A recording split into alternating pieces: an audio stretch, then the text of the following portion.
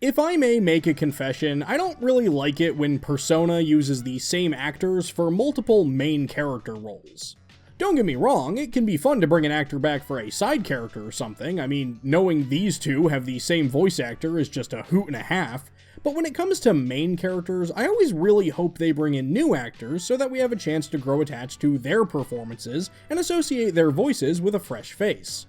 Of course, sometimes it's fine when a really good secondary character actor gets upgraded to a party member in a later title. Like, come on, Shelby Young was so freaking good as Yuko that I'd be down for her playing a party member in Persona 6. But to get back on point, I'm happy to say that Atlas West has been pretty good about this with their modern titles, with the entire main cast of Persona 5 and its side games, as well as Persona 3 Reload, being comprised of actors that we hadn't seen as major characters in this specific series before, outside of Matthew Mercer playing Yusuke after taking over the role of Kanji from Troy Baker. It's something that I hope they continue to do with Persona 6 and even Persona 4 Revival, with the implication that this remake will also have a new main cast. But hey, while I personally prefer seeing unique voice actors for main characters, there have still been plenty of instances of repeat voice actors absolutely knocking it out of the park in multiple roles. So yeah, that's what I'm talking about today, my top 10 repeat Persona voice actors. To try and consolidate this list and keep all actors and characters on even footing, my only major rule is that I'm only counting actors who played multiple main characters, essentially just Persona users or other playable figures. For example, I'm not counting Cassandra Lee Morris for playing both Morgana and Aika Nakamura from the Persona 4 anime, because Aika doesn't join the investigation team or get a persona outside of my alternative universe fanfictions. The other thing to note is that I am making these decisions based purely on only 2 characters per actor. So in instances where an actor may have done a great job playing a 3rd, 4th, or even 5th character in the series, like Cassandra Lee Morris also playing Sumomo in Dancing All Night, you don't need to tell me I forgot to talk about a certain character when I elect not to mention them. Consider this your spoiler warning for the general Persona series, and if you like what I do, please consider commenting, subscribing, maybe even checking out the Patreon. It honestly helps a lot. Thank you so much. Let's get started. Kicking things off at number 10 is Grant George as both Persona 3 Shinjiro Aragaki and Persona 1's main protagonist, Boy with Earring, or Naoya Todo if you want to go with the manga name. I have this particular actor and pair of characters at the bottom for 2 reasons. One, because neither character really has that much voice dialogue in the grand scheme of the series, and 2, because I admittedly am still not 100% positive if Grant actually played Boy with Earring or not. He did according to the Megami Tensei Wiki and IMDb, so if I'm wrong, blame them. I'm definitely a bigger fan of the Shinjiro side of this pairing, with him being one of my favorite Persona 3 characters, honestly probably my top 5 for the entire series, and I'm really glad we got to see a lot more of him in Persona Q and a brief amount in Dancing in Moonlight. Shinjiro's voice is that perfect blend of gruff but caring, and he delivered some of my favorite line readings in what is still my favorite game in the series. Grant also provides a very distinct voice for the Persona 1 protagonist that gives him a very different energy compared to Makoto or Yu, who were still the big stars at the time the PSP game came out. While there obviously isn't much voice dialogue to go off of, Grant still did a great and memorable job with both characters, and I appreciated it. And hey, speaking of Shinjiro, let's take a moment to talk about this channel's partner, FiGGYZ. You've heard me talk about these magnetic collectibles before, and here I am doing it again. With the latest wave of Reload Figgies, we now have my favorite characters in Persona 3 and also Kanemata. Koromaru looks so cute in this pixel style, and I loved having some official Shinjiro merch readily available, and of course Aigis is Aigis, she looks great. Figgies are flexible and fit nicely on these sweet double-sided metal plates that have their own standees, or you can stick them onto whatever surface you like. Each Figgies has a QR code that you can scan into the app to learn unique things about your exact unit and earn cool points and rewards. Buying 3 Figgies gets you an automatic 5% off, but using my coupon code STRAIN on orders of $50 or more gets you an extra 5% off and helps the channel out a bunch. New Figgies launch every week, so aside from Persona, you can also get stuff from Darksiders, Hell of a Boss, and even other Atlas series like Catherine. Thanks to FiGGYZ for sending me these samples, and thank you for using my code to get some sweet collectibles from your favorite franchises. Alright, back to the video. I'm not sure how often people consider the cast of the original Eternal Punishment, but there were some high-profile names that would go on to play other characters in Atlus titles. One that always stood out to me is Dave Wittenberg going from the straight-laced by-the-book detective Katsuya to the lovable goofball bear Teddie in Persona 4. There was such a contrast between these two characters that showed off Wittenberg's range pretty nicely. Now, obviously, Dave is very unlikely to voice either of these characters ever again, with Teddie being recast by Sam Riegel after the original PS2 game, and I don't see Atlus reaching out to the OG cast even if they do decide to bring Persona 2 back down the road. I remember the first time we ever heard Sam's Teddie being in like a trailer for Arena, and there was genuine outrage from the fanbase back then. I think even Atlus had to step in and be like, trust me, it'll sound better in the actual games. And you know what? It did. Sam even does this one thing with Teddie that Dave didn't do, where you can hear a pretty clear difference between Bear Teddie and Human Ted that I really liked. But Dave's Shadow Teddie was just, oh man, I think that was just so much better. Obviously, I don't have any way to prove this, but Dave as Teddie was honestly my dream fan cast for the character back in 2008, and that was mainly because of how he played Nikolai in Luminous Arc. Oh man, who remembers Luminous Arc? Who remembers Vanessa?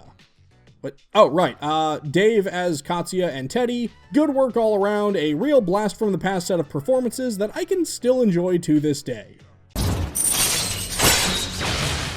Okay, so like, most of my picks on this list are instances of the same actor playing multiple characters in, you know, different games. However, Tara Platt stepped up and played both Mitsuru Kirijo and Elizabeth in Persona 3. I mean, originally it probably made perfect sense to just have an existing cast member play her because Elizabeth had very few voice lines in vanilla P3. But as her role expanded in FES and side games like Q, Arena, and Dancing in Moonlight, it became pretty darn obvious that Tara Platt just, like, was Elizabeth's voice, you know? And that's why she's basically one of the only actors who reprised her original role in Reload. It's like how we've all collectively agreed that J.K. Simmons has to be J. Jonah Jameson in Spider-Man. She's just such an iconic and perfect Elizabeth that they had to keep her around. Oh right, and her Mitsuru? Yeah, it's fine. One might even say, c'est magnifique. Hey, guess what? I like Labrys. I may have mentioned that one or two times before in the past, and a big part of the reason why I like Labrys is because her voice actor, Cindy Robinson, did such a good job making her spunky yet vulnerable, and giving us an anti-shadow weapon that felt distinct, funny, and tragic all at the same time. In a lot of media I've seen, they tend to localize the Kansai accent as a southern drawl, but turning this axe-kicking android into a lass from Boston felt really unique. Aside from Labrys, Cindy would also take over the role of Kanemata from whomever actually played Ken originally. I've heard so many different answers, but I think the finalized consensus is that it was Carolyn Hennessy, who, by the way, is like crazy talented and gorgeous, and her character in Cougar Town got me pretty hot under the collar. But now, knowing that she played Ken makes it all a bit... Hey, Jules. Feels good to have a lot of power between your legs, doesn't it? Motorcycles are fun, too. Weird. Cindy's Ken definitely feels different from the softer, low-spoken tones he had in the older games, but it still fits and works surprisingly well.